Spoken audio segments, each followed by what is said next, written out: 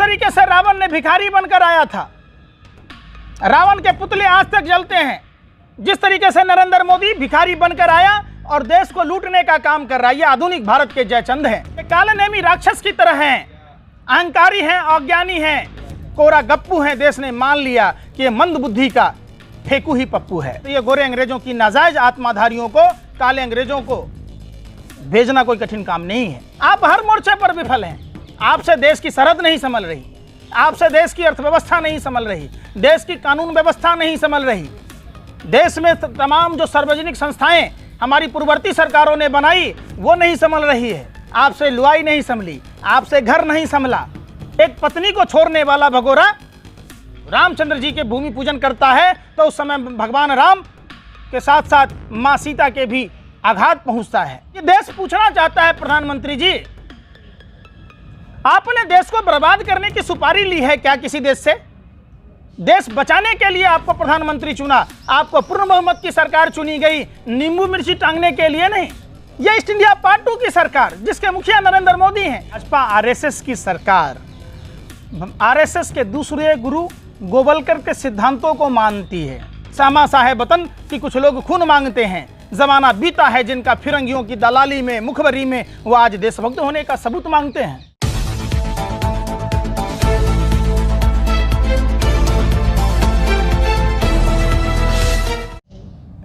ये सरकार, भाजपा आरएसएस की सरकार, आरएसएस के दूसरे गुरु गोवलकर के सिद्धांतों को मानती है।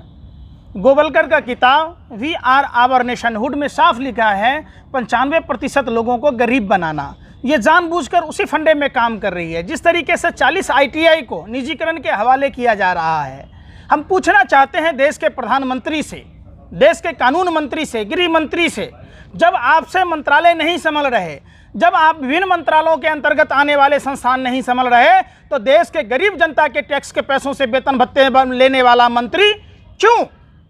सबसे पहले उस मंत्री पद को खत्म किया जाना चाहिए। क्योंकि एक मंत्री पर, देखिए, देश के सांसदों पर, मंत्रियों पर देश के जीडीपी का 80% पैसा खर्च होता है। जब आपको पता है कि आपसे मंत्रालय नहीं संभल रहा है तो आपको अविलंब पद से इस्तीफा देना चाहिए। इस मंत्रालय की जरूरी नहीं। सबसे सवाल उठता है कि शिक्षा के क्षेत्र में, चिकित्सा के क्षेत्र में, रक्षा के क्षेत्र में, कृषि के क्षेत्र में और भी कई क्षेत्रों के बजटों की कटौती की गई। हम प्रधानमंत्री से पूछना चाहते हैं, आपने देश की ऐसी व्यवस्था तोड़ दी, ऐसी कर दी, नोटबंदी से देश की अर्थव्यवस्था की कमर तोड़ दी, जीएसटी से अर्थव्यवस्था की कमर तोड़ दी कि आज देश 10-10 पुस्तों की अपनी कमर तुड़वा चुका है। प्रधानमंत्री जी, 40 आईटीआई का जिस तरीके से निजीकरण हो रहा है उसमें सालाना फीस 480 रुपये देने पड़ते थे और आपके निजीकरण करने से 26,000 रुपये देने पड़ेंगे। क्या आपने कभी सोचा? आप जिस तरीके से रावण ने भिखारी बनकर आया था, रावण के पुतले आज तक जलते हैं। जिस तरीके से नरेंद्र मोदी भिखारी बनकर आया और देश को लूटने का काम कर रहा है, ये आधुनिक भारत के जयचंद हैं। ये सावरकर के लोग हैं। 80,000 स्वतंत्रता सेनानियों में एक सावरकर था जो अंग्रेजों से माफी मांगा था, बाकी सबने तो फांसी के फंदे को चूमा था, काला पनी सजा को स्वीकार किया था। आज हमारे देश को आज़ादी मिली थी।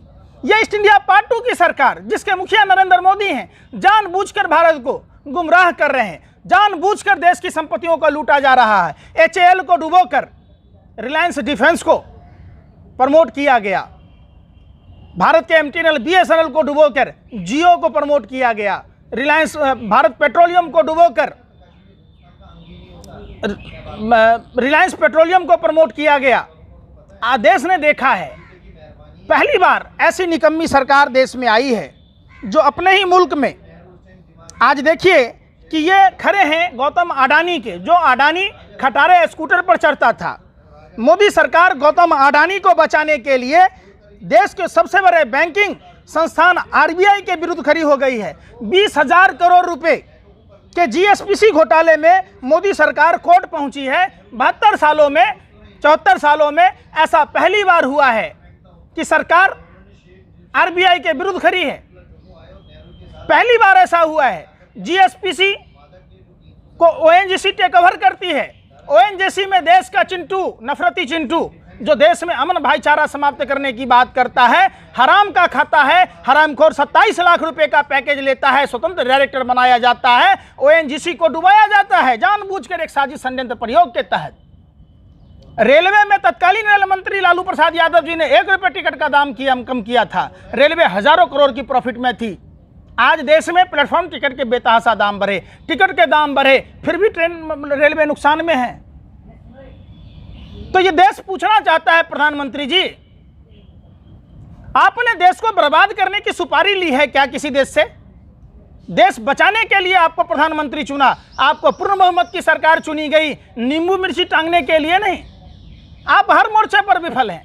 आपसे देश की सरहद नहीं संभल रही, आपसे देश की अर्थव्यवस्था नहीं संभल रही, देश की कानून व्यवस्था नहीं संभल रही।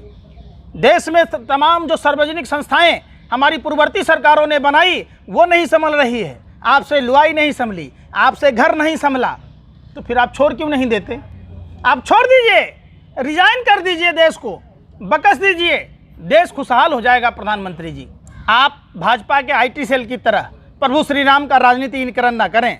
हमारा हिंदू धर्म मनुर्भव की बात करता है, मनुष्य बनो। हमारा हिंदू धर्म नर को ही नारायण मानता है। हमारा हिंदू धर्म पत्थर को पूजना सिखाता है, पत्थर को पुल बनाकर लक्ष्य तक पहुंचना सिखाता है। हमारा हिंदू धर्म हिंसा की बात नहीं करता। हमारा हिंदू धर्म किसी गरीब मुजलुम को सताना नहीं सिखाता। हमारा हिंदू धर्म वसुधैव कुटुंबकम की बात करता है। फिर आप कैसे हिंदुत्व की बात कर सकते?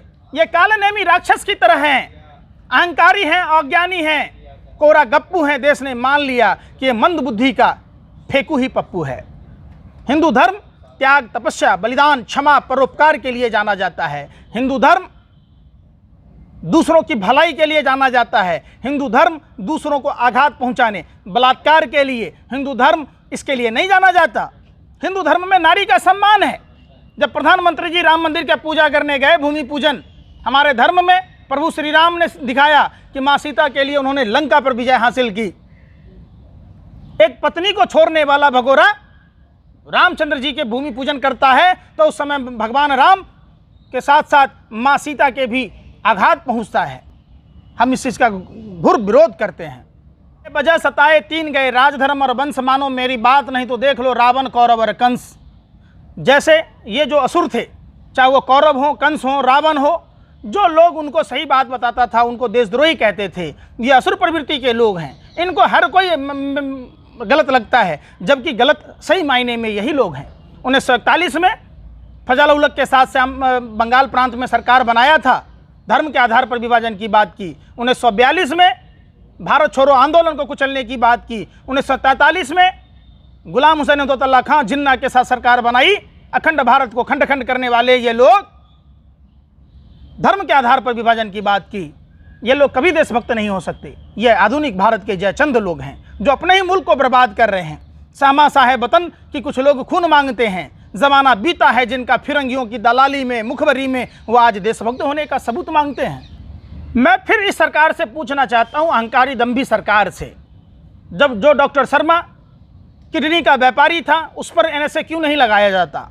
कानपुर मेडिकल कॉलेज की प्रिंसिपल आरती चंदानी पर क्यों नहीं एनएसए लगाया जाता है? जो धर्म विशेष पर टारगेट करने की बात कर रही थी, डॉक्टर कफिल पर क्यों लगाया जा रहा? ये सवाल उठता है। डॉक्टर कफिल को रिहा किया जाना चाहिए। और कोरोना महामारी के समय जब देश में ऐसी व्यवस्था है और विलंब रिहा करना चाहिए। आज देश देख रहा है, देश के तमाम जो संविधानविद हैं जिनको संविधान बचाने की जवाबदेही है, वो लोग सत्ता के दलाल बनकर काम कर रहे। आपने देखा जस्टिस लोया की संदिग्ध परिस्थितियों में मौत हुई, उसका कुछ नहीं पता चला। जो जज चिन्मयानंद को जमानत देता है, 49 सीटी मिलने के बावजूद उस जज को प्रमोट कर दिया जाता है। सीबीसी के लाख विरोध के बावजूद अंजना ओम कश्यप के पति को सीबीओ बना दिया जाता है। जो जज तारीपार गृह मंत्री को बरी करता है उसको सीबीसी का चेयरमैन बना दिया जाता है। जो जज पीपीए किट घोटाला में हिमाचल प्रदेश में, गुजरात में संज्ञान लाता है उसका रातों रात ट्रांसफ़र कर दिया जाता है। जो जज दिल्ली दंगों में जब डॉक्टर कपिल मिश्रा, अनुराग ठाकुर, परवेश साहिब सिंह वर्मा पर कार्रवाई की बात करता है उस जज का रातों रात ट्रांसफ़र कर दिया जाता है। देश का संविधान खतरे में है, देश की आवाम खतरे में है। निकलो घर और मकानों से, जंग लड़ो इन जुल्मी दरिंदों और बेईमानों से। देश को बचाना है तो हम सभी को जाति, धर्म, भाषा और प्रांत से ऊपर उठकर एकजुट होकर अपनी आवाज़ को बुलंद देना होगा। इनकलाब जिंदाबाद। देखिए, ये देश इनके बाप दादाओं की जागीर नहीं है। गीले चावल में शक्कर क्या गलती से मिल गई, ये खीर समझ बैठे और देश की भोली भाली जनता ने इनको शासन सत्ता में क्या दे दिया, ये अपने बाप की जागीर समझ बैठे। ये देश बाबा साहब अम्बेडकर का देश है। बाबा साहब अम्बेडकर के संविधानों से चलेगा और विचारों की अभिव्यक्ति, खाने पीने की आज़ादी, बोलने की आज़ादी, कपड़ा पहनने की आज़ादी, धर्म की आज़ादी, सब चीज़ की आज़ादी है। धर्मनिरपेक्ष राष्ट्र है, समतामूलक समाज की बात करता है संविधान। तो हम लोग इन लोगों से घबराने वाले नहीं हैं और लोगों को भी डरने की ज़रूरत नहीं है। जब हमारे बाप दादाओं ने, जिस समय मीडिया का नहीं था, जिस समय कोई संचार व्यवस्थाएं नहीं थी, हमने गोरे अंग्रेजों को 7 समुद्र पार खदेड़ा है, तो ये गोरे अंग्रेजों की नाजायज आत्माधारियों को, काले अंग्रेजों को भेजना कोई कठिन काम नहीं है।